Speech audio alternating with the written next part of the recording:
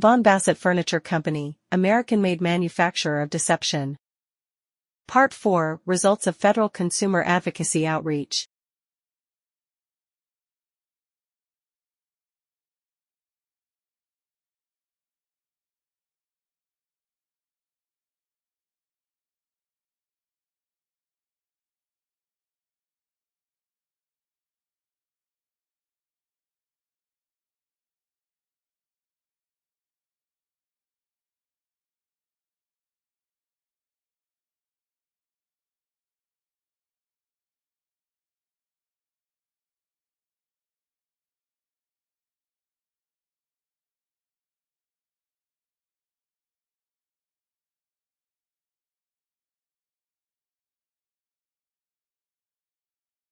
Federal Consumer Protection Outreach, my process.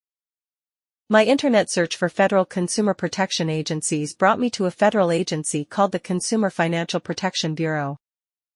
My complaint did not fit the Consumer Financial Protection Bureau criteria needed to file a complaint with their agency. But the Consumer Financial Protection Bureau website did provide a link to another website for help with complaints not fitting Consumer Financial Protection Bureau complaint criteria. At this website, among a variety of other options, I found a link to a website where low-income consumers can ask legal questions to lawyers for free. The American Bar Association sponsors the Free Legal Answers program. From the American Bar Association's Free Legal Answers website, I was routed to a New York State-specific website where I was able to ask my legal question. Please reference my YouTube video Free Answers to Legal Questions about Consumer Rights, up to 3 times a year, a service for low-income people for more information on this program and a step-by-step guide to asking your legal question. I consider this my final step in my quest for help at a federal level, given the answer I received to my legal question. The question I submitted via the web form at the New York State Free Legal Answers website on June 26, 2024. Please pause the presentation now if you would like to take additional time to view the content.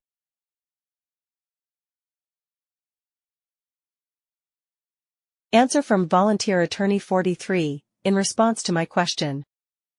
Please pause the presentation now if you would like to take additional time to view the content.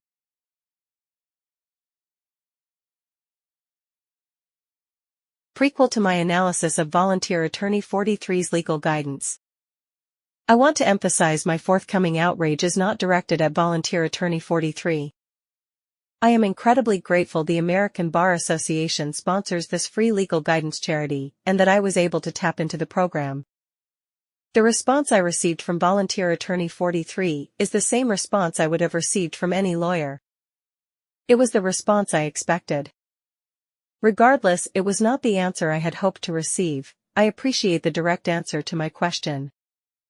While it is frustrating that Volunteer Attorney 43's response did not seem to incorporate many of the details I have documented throughout my complaint process, I recognize that Volunteer Attorney 43 was working under time constraints pro bono to answer my question.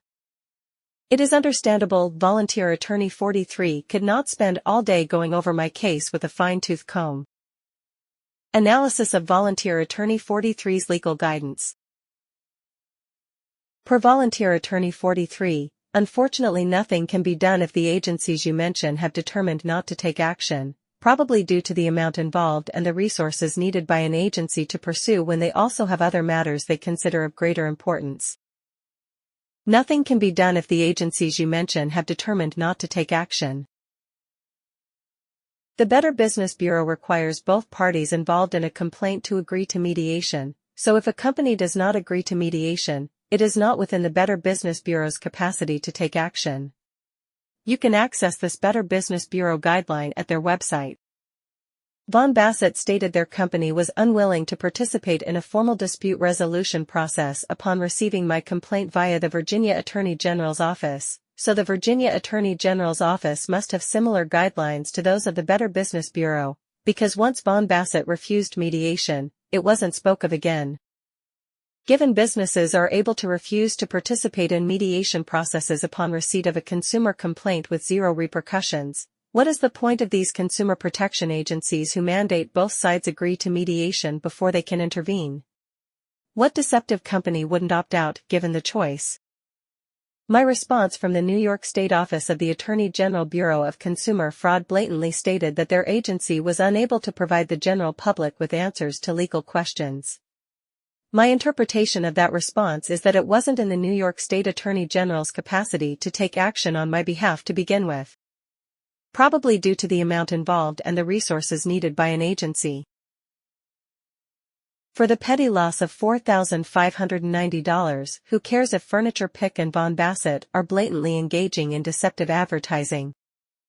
And who cares if FurniturePick and Vaughan-Bassett continue to get their grift on with other members of the general public? It's only going to be a petty loss of $4,590 each. That's pocket change. What I am hearing is 100 transactions with a deceptive company worth $4,590 each are not valued as high by these consumer protection agencies as a single transaction of $459,000, regardless of the volume of people being affected under the first scenario. The part that I find mind-blowing is all of these consumer protection agencies were made very much aware that Vaughan-Bassett claimed no fault and reserved the right to deceive future consumers in the same manner I was deceived. Every single one of these consumer protection agencies maintains solidarity with Vaughan-Bassett through their silence. By being complicit with Vaughan-Bassett's deceptive tactics, these agencies are working against the same consumers they claim to protect. Let the debauched advertising proceed. They also have other matters they consider of greater importance. The Virginia Attorney General's office did not respond to multiple certified letters from me, all with the same question. Regardless of the matters the Virginia Attorney General's office is working on that have greater importance than my complaint, I find it incredibly unprofessional that a government agency would not take 5 minutes out of their day to respond back to me. In my professional career, repeatedly ignoring a customer's outreach would be grounds for termination, and I do not think it is unreasonable to hold taxpayer-funded agencies to similar standards.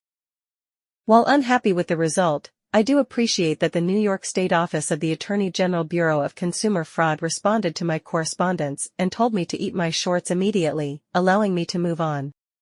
You can bring legal action, but unless you return the furniture delivered to you, the best that you probably can get is the difference between what you paid minus the amount returned to you, and the value of the furniture you determined to retain. Volunteer Attorney 43 must have skipped over the part of my video where my complaint solutions proposed to Vaughan-Bassett and denied by Vaughan-Bassett included, among others. Have a local retailer that sells Vaughan-Bassett furniture pick the whole setup and process it as a return in full. Or refund the full cost of the pieces with the gouges and saw marks, and keep my payment for the bed and mirror.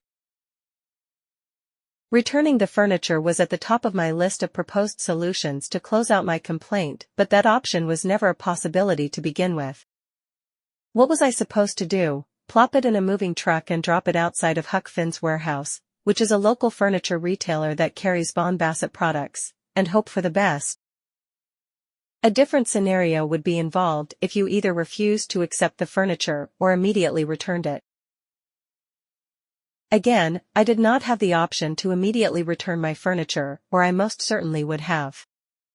And had I refused the furniture, I would have been charged a 25% restocking fee because per Vaughan-Bassett's shifty immunity protection policy in the purchase agreement, my furniture did not meet Vaughan-Bassett's definition of damage.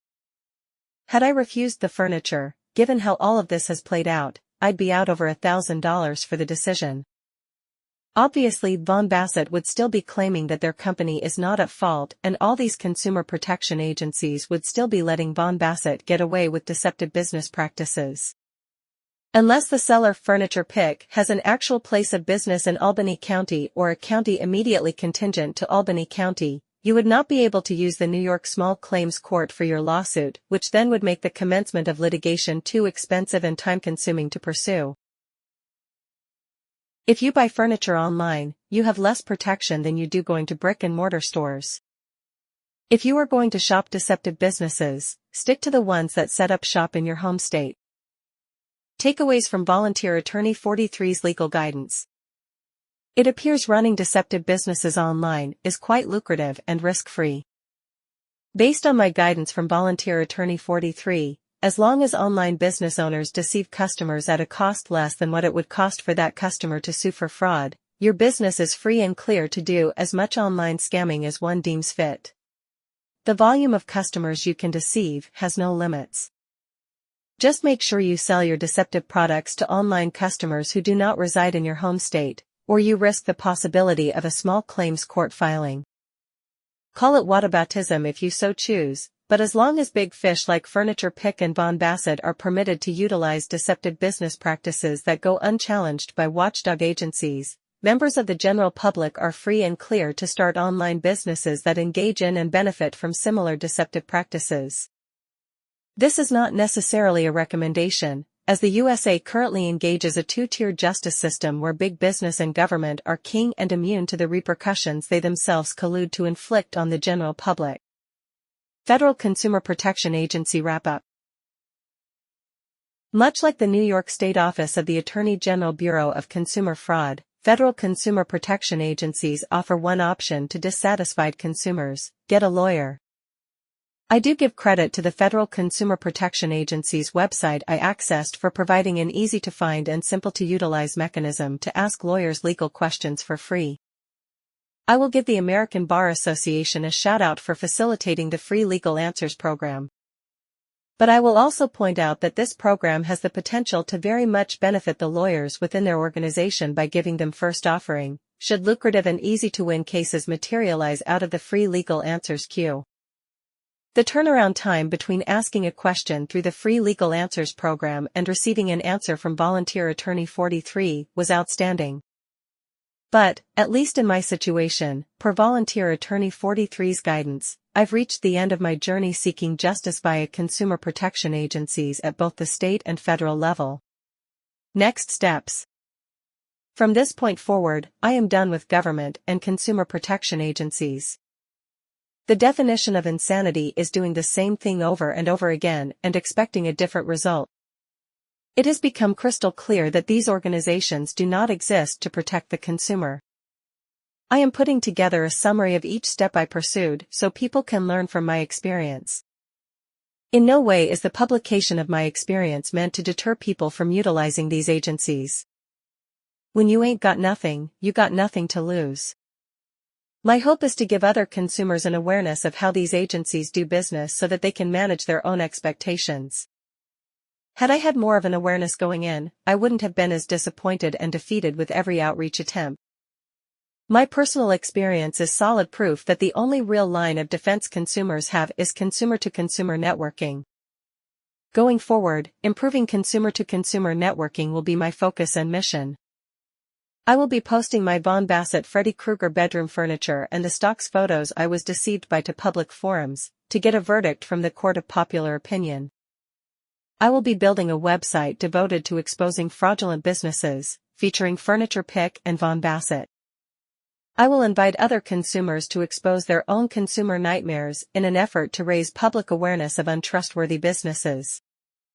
While pursuing justice has led to a lot of disappointment, at the end of the day the aftermath of my experience isn't a bad thing, because it fuels my motivation to expose these businesses to as many people as I can reach. Thank you for your time and attention.